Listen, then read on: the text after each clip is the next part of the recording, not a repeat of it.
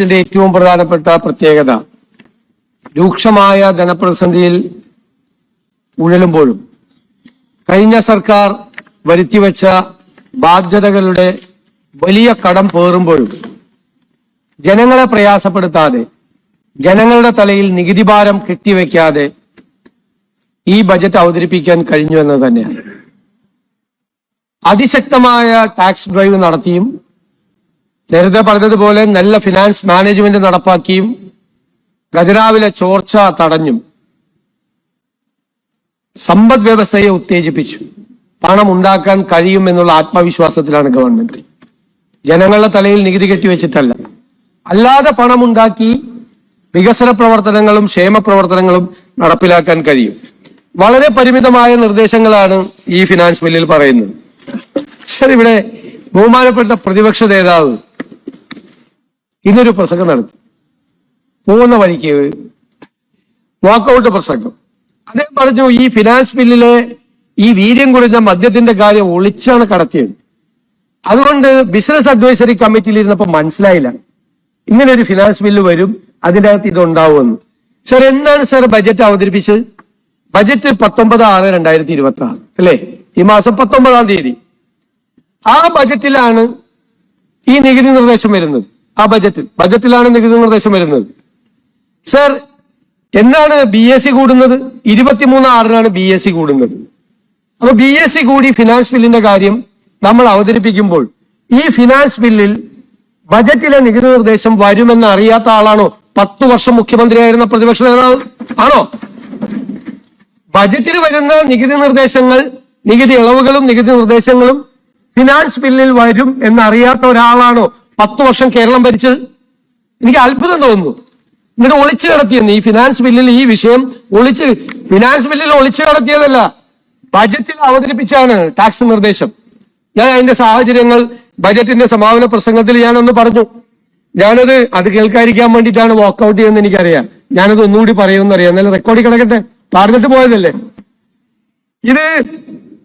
ഈ ഫയൽ ആരംഭിക്കുന്നത് 16/11/2021 അത് കഴിഞ്ഞതിന് ശേഷം ഇവരുടെ സെക്രട്ടറിയുടെ ഒരു കുറിപ്പുണ്ട്.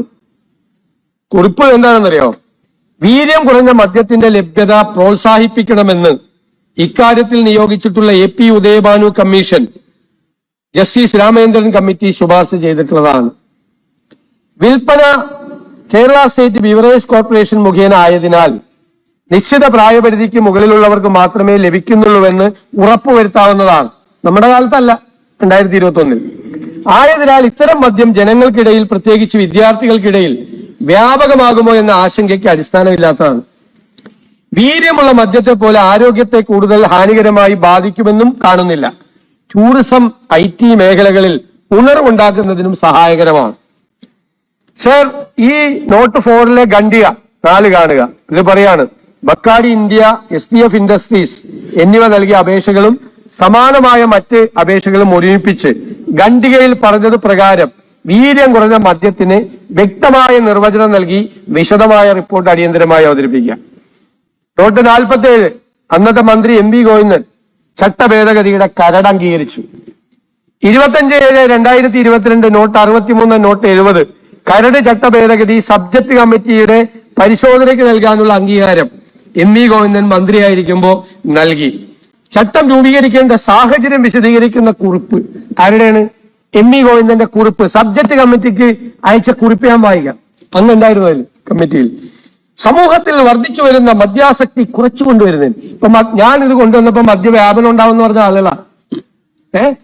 ഇത് എഴുതിയിരിക്കുകയാണ്, സബ്ജക്ട് കമ്മിറ്റിയുടെ നോട്ടിൽ എഴുതിയിരിക്കുകയാണ്. സമൂഹത്തിൽ വർദ്ധിച്ചു വരുന്ന മദ്യാസക്തി കുറച്ചുകൊണ്ടുവരുന്നതിന് മദ്യവർജനത്തിൽ ഊന്നിയ ബോധവൽക്കരണ പ്രവർത്തനങ്ങളാണ് സർക്കാർ നടപ്പിലാക്കി വരുന്നത്. മദ്യനിരോധനം പ്രായോഗികമായി വിജയകരമായി നടപ്പാക്കാൻ കഴിയില്ലെന്ന് അനുഭവങ്ങളുടെ ബോധ്യമായതിന്റെ അടിസ്ഥാനത്തിലാണ് മദ്യവർജനം എന്ന ആശയം കൈക്കൊണ്ടത്. സംസ്ഥാനത്ത് മദ്യനിരോധനം നടപ്പാക്കുന്നത് സംബന്ധിച്ച പഠനം നടത്തിയ ഉദയഭാനു കമ്മീഷൻ വീര്യം കൂടിയ മദ്യം ഘട്ടം ഘട്ടമായി കുറച്ചുകൊണ്ട് വീര്യം കുറഞ്ഞ മദ്യ ഉപയോഗത്തിലേക്ക് ജനങ്ങളെ കൊണ്ടുവരണമെന്ന് ശുപാർശ ചെയ്തിരുന്നു. സംസ്ഥാനത്ത് നിലവിൽ വിൽക്കുന്ന ഇന്ത്യൻ നിർമ്മിത വിദേശ മദ്യത്തിന്റെ വീര്യം 42.86%. ഇതോടൊപ്പം തന്നെ 20% വരെ വീര്യമുള്ള മദ്യം ലഭ്യമാക്കിയാൽ വീര്യം കൂടിയ മദ്യത്തിന്റെ ഉപഭോഗം കുറയ്ക്കാൻ സാധിക്കുമെന്ന് കരുതുന്നു. 2022-23 മദ്യനയത്തിൽ, ഇവരുടെ തന്നെ മദ്യനയത്തിൽ, പഴയ ഗവൺമെന്റിന്റെ 20% വരെയുള്ള വീര്യം കുറഞ്ഞ മദ്യം വിപണനം നടത്തുന്നതിന് അനുമതി നൽകുന്നതിനുള്ള തീരുമാനം എടുത്തിരുന്നു. അതിന്റെ ഭാഗമായി 0.5% മുതൽ 20% വരെ വീര്യമുള്ള മദ്യവിൽപ്പന നടത്തുന്നതിന് അനുമതി നൽകുന്നതിനായി വിദേശ മദ്യ ചട്ടങ്ങളിൽ ഭേദഗതി വരുത്തുന്നതിനുള്ള കരട് ചട്ടം തയ്യാറാക്കിയിരുന്നു. പ്രസ്തുത കരട് ചട്ടം നിയമസഭാ സബ്ജക്ട് കമ്മിറ്റിയുടെ പരിശോധനയ്ക്ക് സമർപ്പിക്കുന്നു. സാർ, ഇത് വെച്ചിട്ട് ഫോറിൻ ലിക്കർ റൂൾസിൽ അമെന്റ്മെന്റ് നടത്തി. ഫോറിൻ ലിക്കർ റൂൾസിൽ അമെന്റ്മെന്റ് നടത്തി കഴിഞ്ഞാൽ ഓരോ കാറ്റഗറി ക്രിയേറ്റ് ചെയ്യും. ബിയറിനൊരു കാറ്റഗറി ഉണ്ട്, വൈനൊരു കാറ്റഗറി ഉണ്ട്, 400 രൂപയ്ക്ക് കൂടുതലുള്ള മദ്യത്തിന് ഒരു കാറ്റഗറി ഉണ്ട്, അതിന് താഴെയുള്ള മദ്യത്തിന് ഓരോ കാറ്റഗറി ഉണ്ട്.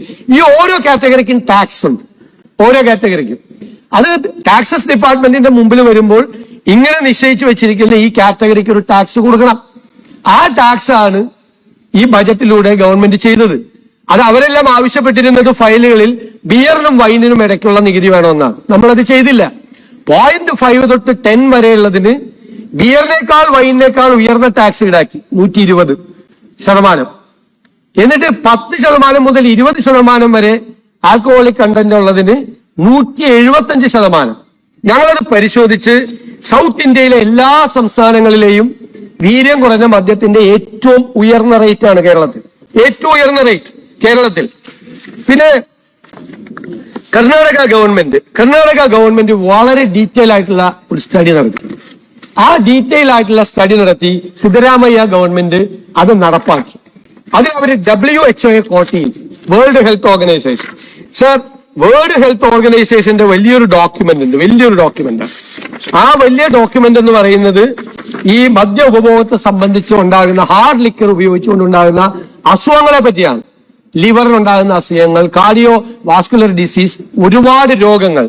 എന്നിട്ട് അവര് പറയുന്നത്, അവരുടെ സ്ട്രാറ്റജി, അവരെല്ലാ മദ്യനിർമ്മാണ കമ്പനികളോടും വേൾഡ് ഹെൽത്ത് ഓർഗനൈസേഷൻ പറയാണ്, നിങ്ങൾ ഹാർഡ് ലിക്കർ അത് കുറച്ചു കൊണ്ടുവന്ന് നിങ്ങളുടെ പ്രൊഡക്ഷൻ മുഴുവൻ ആൽക്കഹോളിക് കണ്ടന്റ് കുറവായ മദ്യത്തിലേക്ക് പോകണം, അല്ലെങ്കിൽ ലോകം രോഗാതുരമാവും, അപകടമാണ് എന്ന് പറയാണ്. ആ WHO റിപ്പോർട്ട്, ഗ്ലോബൽ സ്ട്രാറ്റജി, അത് കോട്ട് ചെയ്തുകൊണ്ടാണ് കർണാടക ഗവൺമെന്റ് അത് ഉത്തരവിറക്കിയത്. അതിനുശേഷം അവര് മുഴുവൻ ടാക്സ് റീസ്ട്രക്ചർ ചെയ്തു. ഒരു 3 മാസം മുമ്പ് സിദ്ധരാമയ്യ ഗവൺമെന്റ് വീര്യം കുറഞ്ഞ ആൽക്കഹോളിക് കണ്ടന്റ് കുറഞ്ഞ മദ്യത്തിന് കുറഞ്ഞ ടാക്സ്, അവര് ബിയറിന്റെ കുറച്ചു, വൈനിന്റെ കുറച്ചു, വീര്യം കുറഞ്ഞ മദ്യത്തിന്റെ കുറച്ചു, എന്നിട്ട് ഹാർഡ് ലിക്കറിന്റെ ടാക്സ് കൂട്ടി. ഇതൊരു ഇതാണ്. ഇപ്പൊ ഞാനിത് വളരെ കൃത്യമായിട്ട് പറഞ്ഞു. ടാക്സസ് ഡിപ്പാർട്ട്മെന്റിന്റെ മുമ്പിൽ ഈ കാറ്റഗറിക്ക് ഞങ്ങൾ ടാക്സ് വെച്ചു. പിന്നെ വീര്യം കുറഞ്ഞ മദ്യം കേരളത്തിൽ വിൽക്കണമെന്ന് തീരുമാനിക്കുന്നത് UDF സർക്കാരിന്റെ മദ്യനയത്തിന്റെ ഭാഗമായിട്ട് അത് തീരുമാനിക്കും. മദ്യനയത്തിന്റെ ഭാഗമായിട്ട് തീരുമാനിക്കുമ്പോൾ വീര്യം കുറഞ്ഞ മദ്യം വേണ്ട എന്ന് തീരുമാനിച്ചാൽ ഇല്ല, ഇനി വിൽക്കാം, അത് പ്രോത്സാഹിപ്പിക്കാം. ഇപ്പൊ ഈ പറഞ്ഞ റിപ്പോർട്ടിന്റെ ഒക്കെ അടിസ്ഥാനത്തിൽ ചർച്ച ചെയ്ത് കേരളവും കൂടി ചർച്ച ചെയ്യട്ടെ. എന്തിനാ UDF മാത്രം ചർച്ച ചെയ്യണത്? കേരളം കൂടി ചർച്ച ചെയ്തിട്ട് ഇനി വേണം എന്ന് തീരുമാനിച്ചാൽ അപ്പൊ ടാക്സസ് ഡിപ്പാർട്ട്മെന്റ് ഈടാക്കുന്ന ടാക്സ് ഇതായിരിക്കും. അത്രയേ ഉള്ളൂ. പിന്നെ ഇപ്പൊ നോട്ടിഫിക്കേഷൻ വന്ന അപ്പൊ തന്നെ ഇത് വിൽപ്പന വരും എന്ന് പറയുന്നതിൽ അദ്ദേഹം ധനകാര്യമന്ത്രിയായിരുന്നാണ് 5 കൊല്ലക്കാലം. എക്സൈസ് ഡിപ്പാർട്ട്മെന്റ് ആണ് ഇതിന്റെ വിൽപ്പന. കേരള സ്റ്റേറ്റ് ബിവറേജ് കോർപ്പറേഷൻ ആണ് മോണോപ്പൊളി. എന്തിന്റെ? ഹോൾസെയിൽ മോണോപ്പൊളിയാണ്. കേരള സ്റ്റേറ്റ് ബിവറേജ് കോർപ്പറേഷൻ അല്ലാതെ കേരളത്തിൽ ഒരു ഏജൻസിക്കും ഇത് വിൽക്കാൻ പറ്റില്ല. അതായത് റീറ്റെയിൽ ഔട്ട്ലെറ്റിലേക്ക്, ബിവറേജിന്റെ റീറ്റെയിൽ ഔട്ട്ലെറ്റിലേക്ക് പോകുന്ന ലിക്കറും ബാറുകളിലേക്ക്, സ്വകാര്യ ബാറുകളിലേക്ക് പോകുന്ന ലിക്കറും പർച്ചേസ് ചെയ്യുന്നത് എവിടെന്നാ? കേരള സ്റ്റേറ്റ് ബിവറേജ് കോർപ്പറേഷന്റെ എക്സൈസ് ഡിപ്പാർട്ട്മെന്റ് കീഴിലുള്ള ബിവറേജ് കോർപ്പറേഷനും എക്സൈസ് ഡിപ്പാർട്ട്മെന്റും തീരുമാനിക്കുകയാണ്. ഇപ്പൊ നമ്മുടെ സർക്കാരിന്റെ UDFന്റെ തീരുമാനത്തിന്റെ ഭാഗമായി ഇത് വിൽക്കണ്ട എന്ന് തീരുമാനിച്ചാൽ KSBC സാധനം വാങ്ങൂല, ഇത് കൊടുക്കൂല, തീർന്നില്ല. ഇത്രയേ ഉള്ളൂ. അല്ലാതെ നിയമപരമായി ബാധ്യത വരും, അതുവരും, ഒന്നുമില്ല. വിൽക്കണ്ടെന്ന് തീരുമാനിച്ച വിൽക്കാൻ. നാളെ KSBC തീരുമാനിക്കുകയാണ്, എക്സൈസ് ഡിപ്പാർട്ട്മെന്റ് തീരുമാനിക്കുകയാണ് ബിയർ വിൽക്കണ്ട കേരളത്തിൽ, അല്ലെങ്കിൽ വൈൻ വിൽക്കണ്ട കേരളത്തിൽ. വൈൻ വിൽക്കില്ല, പറ്റില്ല. വീട്ടിലാളുകൾ വൈൻ ഉണ്ടാക്കി വിൽക്കും. അപ്പോ അത്രയേ ഉള്ളൂ. മനസ്സിലായില്ലേ? അല്ലാതെ ചെയ്യില്ല. ഇത് വളരെ ലളിതമായ ഒരു വിഷയമാണ്. ഇത് ഊതിപ്പെരിപ്പിച്ച് ഇത് മുഴുവൻ ചെയ്ത ആളുകൾ ഈ ഗവൺമെന്റിന്റെയും ഈ ബജറ്റിന്റെയും ഗ്രേസ് കളയാൻ വേണ്ടി. പിന്നെ കുറെ ആളുകൾ കൂടി എന്റെ കൂടെ കൂടിയെന്ന് മാത്രമേ ഉള്ളൂ. അത് സാരമില്ല, അത് കൂടിക്കോട്ടെ, അത് എപ്പോഴും ഉണ്ടാവും, അങ്ങനെ ഉണ്ടാവും. അതിലൊന്നും വഴങ്ങുന്ന സർക്കാരല്ല ഇത്. ഈ സർക്കാരിന് കൃത്യമായ പരിപാടിയുണ്ട്, കൃത്യമായ പദ്ധതിയുണ്ട്, കൃത്യമായ പ്ലാൻ ഉണ്ട്. അത് കൂടിയാലോചനകൾക്ക് ശേഷമുള്ള തീരുമാനമാണ്. ബജറ്റിലെ നികുതി നിർദ്ദേശം ആരുമായിട്ട് കൂടിയാലോചിക്കാൻ പറ്റില്ല. അത് അതുമായിട്ട് ബന്ധപ്പെട്ട കൂടിയാലോചനകൾ മാത്രമേ നടത്തുള്ളൂ. അത് കഴിയുമ്പോഴാണ് ഏത് വിഷയവും അത് ആ കാര്യത്തിലുള്ള ഉറച്ച തീരുമാനമാണ്. ഈ തീരുമാനത്തിന്റെ ഭാഗമായിട്ടാണ് ഈ ടാക്സ് ഇപ്പോൾ നിൽക്കുന്നത്. ഇലക്ട്രിക് വാഹനങ്ങൾ പ്രോത്സാഹിപ്പിക്കാൻ നടപടിയെടുത്തിട്ടുണ്ട്. ഈ ബജറ്റിൽ 10 ലക്ഷം രൂപ വരെ സാധാരണക്കാരാണ് അത് വാങ്ങിക്കുന്നത്. വില വരുന്ന ഇലക്ട്രിക് വാഹനങ്ങളുടെ റോഡ് നികുതി നിലവിലെ 5% നിന്ന് 3% കുറച്ചു. 15 മുതൽ 20 ലക്ഷം വരെയുള്ളതിന് ഇലക്ട്രിക് വാഹനങ്ങളുടെ റോഡ് നികുതി 8% നിന്ന് 5% കുറച്ചു. ഇതോടൊപ്പം ലക്ഷറി വാഹനങ്ങൾക്ക് 40 ലക്ഷം മീതെയുള്ള ലക്ഷറി വാഹനങ്ങൾ വാങ്ങിക്കുന്നവരുടെ ടാക്സ് 10 നിന്നും 15% അത് വർദ്ധിപ്പിച്ചു, റാഷണലൈസ് ചെയ്തു. അത് ഇപ്പൊ സാധാരണക്കാർക്ക് മേടിക്കാം. മറ്റ് നല്ല വരുമാനമുള്ളവരല്ലേ 40 ലക്ഷത്തിന് മീതെ മേടിക്കുന്നത്, അവര് കുറച്ച് ടാക്സ് കൊടുത്തോട്ടെ. അതിന്റെ ഇളവ് സാധാരണക്കാർക്ക് കിട്ടുന്ന രീതിയിലാണ്. രജിസ്ട്രേഷനുമായി ബന്ധപ്പെട്ട് സത്യത്തില് ഇവിടെ ഫെയർ വാല്യൂ വർദ്ധിപ്പിക്കാം. കാരണം ഫെയർ വാല്യൂ 2010 കൊണ്ടുവന്ന സമയത്ത് എല്ലാ വർഷവും 10% വർദ്ധിപ്പിക്കണമെന്നാണ്. ഇപ്പൊ 3 കൊല്ലമായി ഫെയർ വാല്യൂ കൂട്ടിയിട്ട്. ആ ഫെയർ വാല്യൂ എന്തുകൊണ്ടാണ് കൂട്ടായിരുന്നത്? അത് പഠിച്ചു. ഫെയർ വാല്യൂ കൂട്ടിയ സർക്കാരിന് വരുമാനം കൂടും. പഠിച്ചപ്പോ എന്താ മനസ്സിലായത്? നാട്ടിൽ ഒരുപാട് പരാതികൾ നിൽക്കുന്നു. ഒന്ന്, അണ്ടർ വാല്യുവേഷൻ ഉണ്ട്. ചില സ്ഥലത്ത് വസ്തുവിന്റെ യഥാർത്ഥ വില രേഖപ്പെടുത്തിയിട്ടില്ല. യഥാർത്ഥ വില മാർക്കറ്റ് വിലയേക്കാൾ വളരെ താഴ്ന്ന വിലയാണ്. ഒരുപാട് സ്ഥലത്ത് ഓവർ വാല്യുവേഷൻ ആണ്. അതായത് മാർക്കറ്റ് വില 2 ലക്ഷം രൂപയുള്ള സെന്റിന് 3 ലക്ഷം രൂപ ഫെയർ വാല്യൂയിൽ എഴുതി വെച്ചേക്കാം. അപ്പൊ വ്യാപകമായ പരാതികളുണ്ട്. ആ പരാതികൾ ഞങ്ങൾ റവന്യൂ ഡിപ്പാർട്ട്മെന്റുമായിട്ട് സംസാരിച്ചു. ആ പരാതികൾ സമയബന്ധിതമായി ആ ഓവർ വാല്യുവേഷന്റെ അണ്ടർ വാല്യുവേഷന്റെയും പരാതികൾ പൂർത്തിയാക്കും. ആളുകളുടെ പ്രശ്നമാണ്. സ്ഥല വിൽപ്പന നടക്കുന്നില്ല, സെയിൽ നടക്കുന്നില്ല. 2 ലക്ഷം രൂപ വിലയുള്ള പ്രോപ്പർട്ടിക്ക് 3 ലക്ഷം രൂപ ഫെയർ വാല്യൂ വെച്ചാൽ അതിന്റെ വിൽപ്പന നടക്കും. അപ്പൊ ഇതൊന്നും ഇവര് പരിഹരിച്ചിട്ടില്ല. ഇവരുടെ കാലത്ത് ഇതൊന്നും ചെയ്തിട്ടില്ല. ആ രജിസ്ട്രേഷൻ കാര്യങ്ങളിൽ ചെയ്യണം. ഞങ്ങൾ വളരെ പെട്ടെന്ന് 2-3 മാസം കൊണ്ട് അതിന് പരിഹാരം ഉണ്ടാക്കി ആ ഫെയർ വാല്യൂ അത് കറക്റ്റ് ചെയ്ത് അത് നമുക്ക് രജിസ്ട്രേഷൻ ഫീസിന്റെ കാര്യത്തിൽ നമുക്ക് അപ്പൊ ആലോചിക്കാം. അപ്പൊ സർക്കാരിന്റെ വരുമാനം വർദ്ധിക്കും, റിയൽ എസ്റ്റേറ്റ് ഇടപാടുകൾ നടക്കും, ഭൂമി ഇടപാടുകൾ നടക്കും. അതും എക്കണോമിക് ആക്ടിവിറ്റി തീർച്ചയായിട്ടും സ്റ്റേറ്റിന്റെ വർദ്ധിപ്പിക്കും. പിന്നെ ഒരു കാര്യം കൂടിയല്ലോ, സ്വകാര്യ ബസ്സുകൾ. നമുക്കറിയാം, സ്വകാര്യ ബസ് മേഖല ഇതിനു മുമ്പ് പറഞ്ഞതുകൊണ്ട് ആവർത്തിക്കുന്നില്ല.